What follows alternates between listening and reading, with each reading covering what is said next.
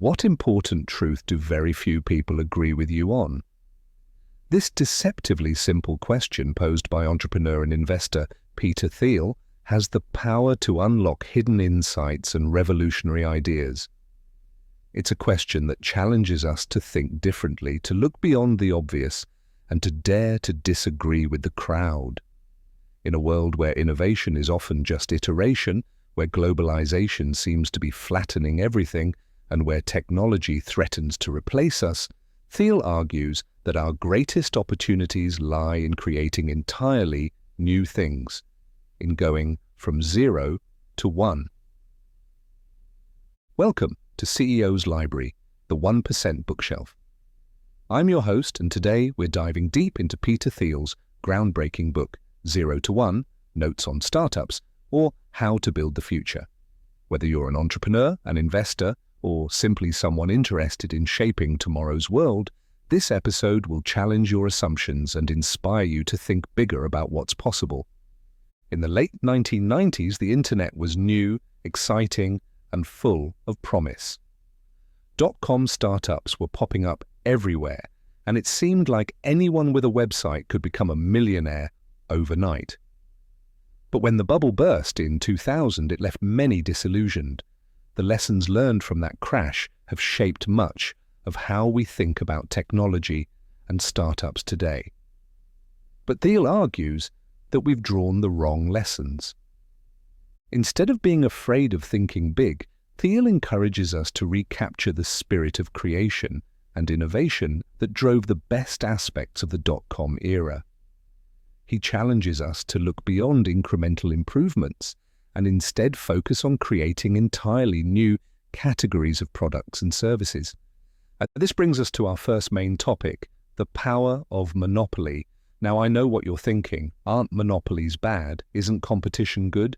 Well, Thiel turns this conventional wisdom on its head. He argues that competition is actually overrated and that the most valuable businesses in the world are monopolies.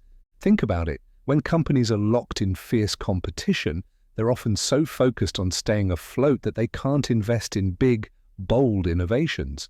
Their profit margins are razor-thin, and they're constantly looking over their shoulders at their rivals. But a company with a monopoly in its market can think long-term. It can invest in research and development, take risks on new products, and focus on making the future better rather than just surviving the present. Thiel points to Google as an example. In search engines, Google is so dominant that its name has become a verb. This monopoly position allows Google to invest in moonshot projects like self-driving cars and life extension technology. If Google were constantly fighting off serious competition in its core business, it wouldn't have the resources or the freedom to pursue these ambitious goals. But how do you build a monopoly? Thiel outlines several characteristics that monopolies often share. First, they have proprietary technology that's significantly better than the alternatives. Think of PayPal's fraud detection algorithms or SpaceX's reusable rockets. Second, they benefit from network effects, where the product becomes more valuable as more people use it. Facebook is a prime example. It's valuable precisely because everyone you know is on it. Third, monopolies often enjoy economies of scale, where they become more efficient as they grow larger. Amazon's vast network of warehouses and delivery infrastructure gives it a huge advantage over smaller retailers. And, finally, strong branding can create a kind of monopoly. Apple's brand is so powerful that people will line up around the block for its latest products. But here's the key insight. To build a monopoly, you need to start small. It's a paradox, but the way to achieve massive scale is to first dominate a tiny market. PayPal didn't start by trying to take over all of e-commerce. It focused first on eBay power sellers, a small but crucial market that it could dominate. From there, it expanded outward. This brings us to our next big idea, secrets and contrarian thinking. Thiel argues that there are still secrets left in the world, important truths that haven't yet been discovered or articulated, but we've largely stopped looking for them. We've become complacent, assuming that all the big discoveries have already been made. Thiel points out that we're living in an age of intellectual conformity. From our education system to our corporate culture, we're taught to color within the lines, to follow established paths, to fit in rather than stand out. But the most valuable companies of the future will be founded on secrets, insights about how the world works that aren't yet common knowledge. So how do you find secrets? Thiel suggests, looking in places others aren't looking. He gives the example of Airbnb. The secret they discovered wasn't some complex technological breakthrough. It was the realization that there was vast untapped supply and unmet demand in the accommodation market. People had spare rooms and wanted to make extra money. Travelers wanted more authentic, affordable places to stay.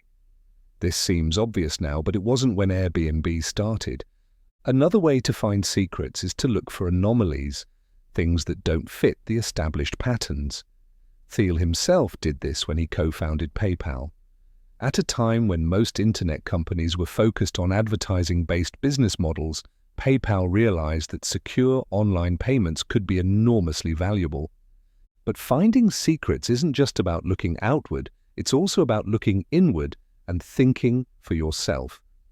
Thiel encourages us to challenge conventional wisdom, to ask why things are the way they are, and to imagine how they could be different. This kind of contrarian thinking isn't easy. It often means going against the crowd, risking ridicule or failure. But it's also the source of true innovation and progress. This leads us to our third major topic, founders and the power law. One of Thiel's most provocative arguments is that we live in a world governed by power laws where some things are exponentially more valuable or important than others. This applies to companies where a small number of tech giants are worth more than whole industries. It applies to venture capital investments where a tiny fraction of investments generate the majority of returns. And it applies to individuals, particularly founders. Thiel argues that founders are fundamentally different from other people. They're not just smart or hardworking. Lots of people are smart and hardworking. Founders have a unique combination of vision, determination, and the ability to convince others to follow them into the unknown. They're often a bit strange, with extreme traits that can be both strengths and weaknesses. Take Elon Musk, for example. His ambition to colonize Mars might seem crazy to many, but it's exactly this kind of audacious thinking that has allowed him to revolutionize multiple industries. Or consider Steve Jobs, whose obsessive perfectionism was often difficult for those around him, but also resulted in products that changed the world. Thiel argues that we should embrace these outliers rather than try to smooth out their rough edges. In a world governed by power laws, these unusual individuals can have an outsized impact. This doesn't mean we should all try to become eccentric visionaries, but it does mean we should be willing to back ambitious plans and unusual thinkers rather than always playing it safe. Understanding the power law also changes how we should think about our own careers and investments.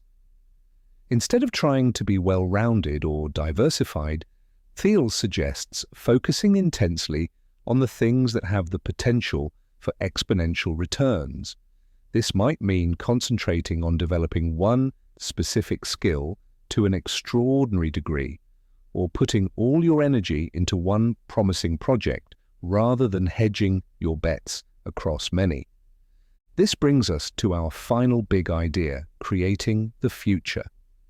Thiel outlines 4 possible views of the future: recurrent collapse, where history repeats itself in cycles of boom and bust; a plateau, where we reach a stable but stagnant equilibrium; extinction, where some catastrophe wipes us out; or accelerating progress, where technology continues to advance at an ever-increasing pace. Thiel argues forcefully for the last option. He believes that we have the power to create a much better future, but only if we choose to do so. This requires what he calls definite optimism, a clear vision of a better future and a plan to make it happen. This is in contrast to the indefinite optimism that he sees as prevalent today, where people believe things will get better but have no clear idea how or why. Definite optimism was the driving force behind many of the great technological achievements of the 20th century, from the Apollo program to the creation of the Internet. But Thiel worries that we've lost this spirit. We've become too focused on short-term gains, too risk-averse, too willing to accept the status quo. So how do we recapture this spirit of definite optimism? Thiel suggests several strategies. First, we need to think long-term. Many of the most valuable companies today were built on decade-long plans, not quarter-to-quarter thinking. Second, we need to be willing to make bold, specific predictions about the future. This doesn't mean we'll always be right, but the act of making concrete plans forces us to think seriously about how to bring them about. Third, we need to focus on breakthrough technologies rather than incremental improvements. Thiel is particularly critical of the lean startup methodology that emphasizes quick iteration and minimum viable products. While this can be effective for some types of businesses, it's unlikely to produce the kind of world-changing innovations we need. Finally, and perhaps most importantly, we need to take action. The future won't create itself. It's up to us, as entrepreneurs, as investors, as citizens, to build the kind of future we want to see. As we wrap up, let's recap the key insights from 0 to 1. First, the most valuable businesses are monopolies, and the way to build a monopoly is to create something entirely new. Second, there are still secrets left to discover, but we need to think independently and look in unconventional places to find them. Third, we live in a world governed by power laws where some individuals and companies can have exponentially greater impact than others. And finally, creating a better future requires definite optimism, a clear vision, and a willingness to pursue ambitious plans. Thiel's ideas are challenging and sometimes counterintuitive.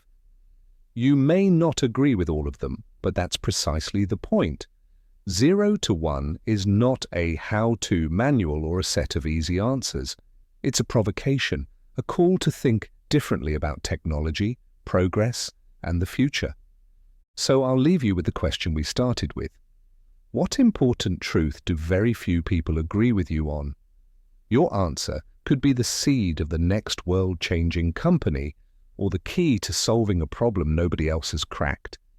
The future is not set in stone. It's up to us to create it, to go from 0 to 1, to build something that moves the world forward. Thank you for joining us on CEO's Library, the 1% bookshelf.